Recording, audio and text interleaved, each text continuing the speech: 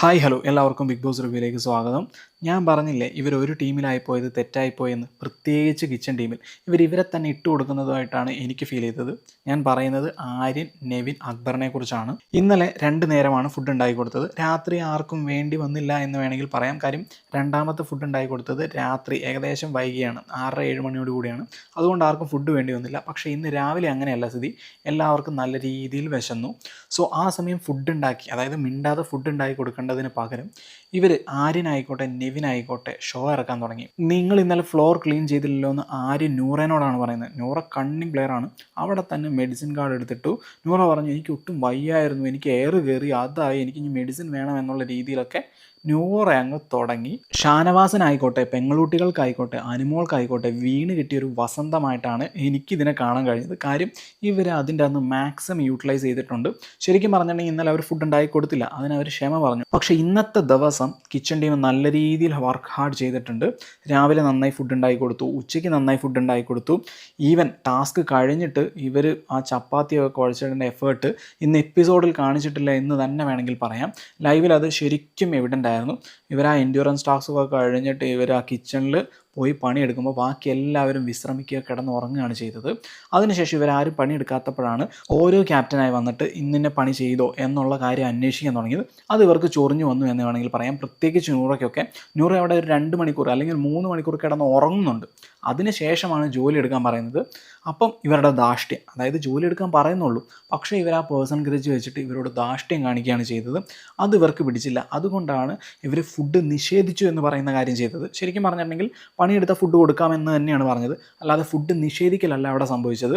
എന്നിട്ടാണ് ഇവർ വീണ്ടും മെഡിസിൻ കാർഡ് നൂറയൊക്കെ എടുത്തിരുന്നത്. നൂറയൊക്കെ ശരിക്കും പറഞ്ഞാൽ കണ്ണിങ് പ്ലെയറാണ്. നൂറ അതെടുത്തിടുന്നു. അതിൻ്റെ ഇടയ്ക്ക് ഈ കിച്ചൺ ടീമിനെ പ്രൊവോക്ക് ചെയ്യാൻ വേണ്ടിയിട്ട് നൂറ തന്നെ മുന്നിട്ടിറങ്ങുന്നുണ്ട്. പക്ഷേ എപ്പിസോഡിൽ വന്നപ്പം ആര് വില്ലന്മാരായി? Kitchen team വില്ലന്മാരായി. ശരിക്കും പറഞ്ഞാൽ ഇന്ന് അക്ബറിനെയൊക്കെ ഇന്ന് 4ാമത്തെ ടാസ്കിൽ എന്തോരും, ഷാനവാസ് ആയിക്കോട്ടെ, ആദില ആയിക്കോട്ടെ, അനുമോളായിക്കോട്ടെ എന്തോരും എറിഞ്ഞിട്ടുണ്ടെന്നറിയാമോ?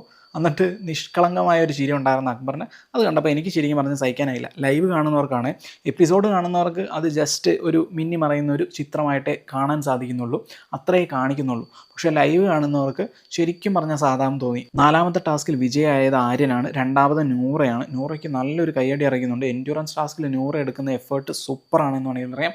3ാമത് അക്ബറാണ്. പക്ഷേ അക്ബറാണ് ഏറ്റവും കൂടുതൽ ആ ടീമിൽ, ആരൊക്കെ പങ്കെടുത്തു അതിൻ്റെ അത് ഏറ്റവും കൂടുതൽ ഏറ് കൊണ്ടത് അക്ബറാണ് എന്ന് പറയേണ്ടതായിട്ട് തന്നെ വരും. ഇനി ഞാൻ സംസാരിക്കാൻ പോകുന്നത് അനുമോൾ നെവിൻ ഇഷ്യൂ ആണ്. ശരിക്കും പറഞ്ഞിട്ടുണ്ടെങ്കിൽ അനുമോൾ നമ്മുടെ ആ എൻഡ്യൂറൻസ് ടാസ്ക് ഒക്കെ കഴിഞ്ഞിട്ട് കിടന്നുറങ്ങുകയായിരുന്നു. അപ്പം ആര്യനാണ് ഉറക്കം എണീപ്പിക്കുന്നത്. അതിനുശേഷമാണ് നെവിൻ ഇത് കാണുന്നതും നെവിൻ പറയുന്നു, പിന്നെ എണീക്കാൻ പറയുന്നു കട്ടിലിൽ നിന്ന്, അല്ലെങ്കിൽ വീണ്ടും കിടന്ന് ഉറങ്ങുമെന്ന് പറയുന്നു, ഞങ്ങൾക്ക് ചീത്തപ്പേരാണ് എന്ന് പറയുന്നു. അപ്പോൾ അനുമോൾ വീണ്ടും പ്രൊവോക്ഡായി. അപ്പം നെവിൻ എന്ത് ചെയ്യുന്നു വെച്ചിട്ടുണ്ടെങ്കിൽ വെള്ളം ജസ്റ്റ് കുടഞ്ഞു, എണീച്ചിട്ടില്ലെങ്കിൽ കുടയുമെന്ന് പറഞ്ഞിട്ടുണ്ടായിരുന്നു. അപ്പം വെള്ളം ജസ്റ്റ് കുടഞ്ഞു. അപ്പം തന്നെ അനുമോൾ എണീറ്റ് വന്നിട്ട് നെവിൻ്റെ ഷോൾഡറിൽ അവിടെയൊക്കെ പിടിച്ച് ശരിക്കും പറഞ്ഞാൽ നല്ല രീതിയിൽ അമക്കുന്നുണ്ട്. അനുമോൾക്ക് നല്ല രീതിയിൽ നഖമുണ്ട്. അതെന്തുകൊണ്ടാണ് ബിഗ് ബോസ് വെട്ടാൻ പറയാത്തത് എന്ന് എനിക്ക് മനസ്സിലാവുന്നില്ല. ശരിക്കും പറഞ്ഞിട്ടുണ്ടെങ്കിൽ ഇങ്ങനെ ഫിസിക്കൽ ടാസ്ക് വരുന്നതുകൊണ്ട് ടീംമേറ്റ്സൊക്കെ വെട്ടാൻ പറയേണ്ടതാണ്. പക്ഷേ അനുമോൾ ആയതുകൊണ്ടായിരിക്കും, ചിലപ്പോൾ പ്രിവിലേജ് ഉണ്ടാവുമല്ലോ. അതിനുശേഷം പുള്ളിക്കാരിൻ്റെ കുപ്പിയിലുണ്ടായിരുന്ന വെള്ളം മൊത്തം നെവിൻ്റെ മേത്തേക്ക് ഒഴിക്കുകയാണ് ചെയ്തത്. ഇതൊക്കെ എന്തിനു ചെയ്തു? നെവിൻ പ്രൊവോക്ഡായി നേരെ ഒരു എന്താ പറയുക, ചായ ഉണ്ടാക്കുന്ന പാത്രത്തിൽ നേരെ ബെഡിൽ കൊണ്ടുപോയിക്കുകയാണ് ചെയ്തത്. എന്നിട്ട് അവിടെ ഒരു കരച്ചിൽ നാടകം അനുമോളുടെ. ശരിക്കും പറഞ്ഞാൽ ഇതാണ് അനുമോൾ ചെയ്തുകൊണ്ടിരിക്കുന്നത്. അനുമോൾ എല്ലാം തുടങ്ങി വെക്കും, എന്നിട്ട് അവസാനം കരയുമ്പോൾ വിളിക്കും. എന്നിട്ട് ഇന്ന് രാത്രി കിടന്നുറങ്ങുന്ന സീനൊക്കെ ഉണ്ട്. എൻ്റെ മോനെ എന്ത് ക്രിഞ്ചാണെന്നറിയാമോ? പക്ഷേ ഇത് കണ്ടിട്ടും, സീരിയൽ കാണുന്ന അമ്മമാരായിരിക്കും ഇതൊക്കെ കാണുന്നത്, ഇത് കണ്ടിട്ടും സങ്കടപ്പെടാനുള്ള ആൾക്കാരുണ്ടാവും. ഇവരുടെ PR ഇതെടുത്ത് വാഴ്ത്തി പാടുമായിരിക്കും.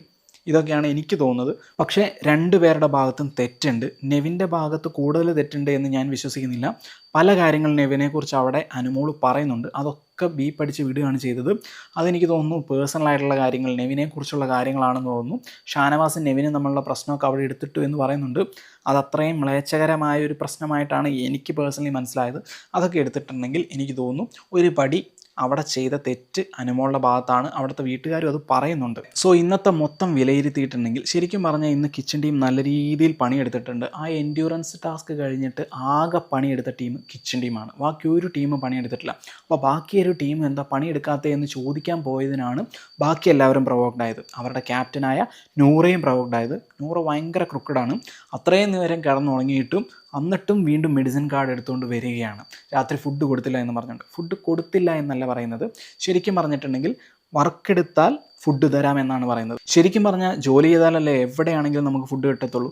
ആ ഒരു പേഴ്സ്പെക്റ്റീവാണ് എനിക്കിതിനെ നോക്കി കാണാൻ തോന്നിയത്.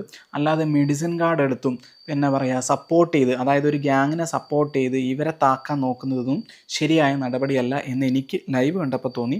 എപ്പിസോഡിൻ്റെ അകത്ത് ഇവരെ നമ്മുടെ അക്ബറിനെ ആയിക്കോട്ടെ, നെവിനെ ആയിക്കോട്ടെ, ആര്യനെ ആയിക്കോട്ടെ വില്ലനാക്കുന്നതായിട്ടാണ് എനിക്ക് കാണാൻ കഴിഞ്ഞത്. പക്ഷേ ശരിക്കും പറഞ്ഞാൽ ഞാൻ അങ്ങനെയാണ് എന്ന് വിശ്വസിക്കുന്നില്ല. ഇവർക്ക് നമ്മുടെ പെൺകുട്ടികൾക്കായിക്കോട്ടെ, ഷാനവാസിനായിക്കോട്ടെ, അനുമോൾക്കായിക്കോട്ടെ ഒരു വീണ് കിട്ടിയ വസന്തമായിട്ടാണ് എനിക്ക് ഇന്നത്തെ ദിവസത്തെ കാണാൻ കഴിഞ്ഞത്. അത് നല്ല രീതിയിൽ അവർ മുതലാക്കുകയും ചെയ്തു. So thank you for watching. നിങ്ങൾക്ക് എന്തെങ്കിലും വിപരീത അഭിപ്രായമുണ്ടെങ്കിൽ കമൻറ്റ് ബോക്സിൽ രേഖപ്പെടുത്തുക.